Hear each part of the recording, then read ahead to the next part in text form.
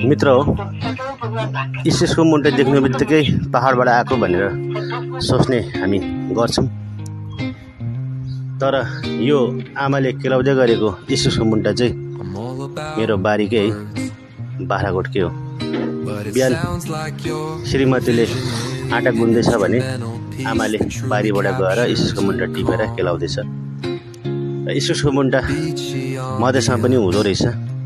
परम्परा पनि इस्कुस घरमै फलेको प्रशस्त खायौँ भने योपालि पनि लहलह इस्कुसको मुन्टा बारीमा छ। तपाईहरुलाई म सोझै लान्छु ल बारीमा।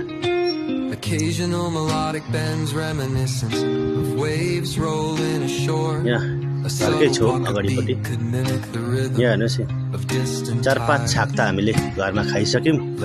यहीँबाट टिपेर चाहिँ सिधै 2 मिनट पनि अबेर नगरिकन आमाले केलाउन थालिहाल्यो। भनेपछि ताजा ताजा इस्कुसको मुन्टा बाख्राकोटको मान्छेले खाँदो रहेछ। म त खाँदैछु। मधेसमा पनि इस्कुस हुँदो रहेछ। फल्नु पनि राम्रो, तर गाईको प्युर मल चाहिँ चाहिँदो रहेछ त्यो। र पहाडबाट ल्याएको मुन्टा महँगो पर्छ, फेरि बासी पनि हुन्छ।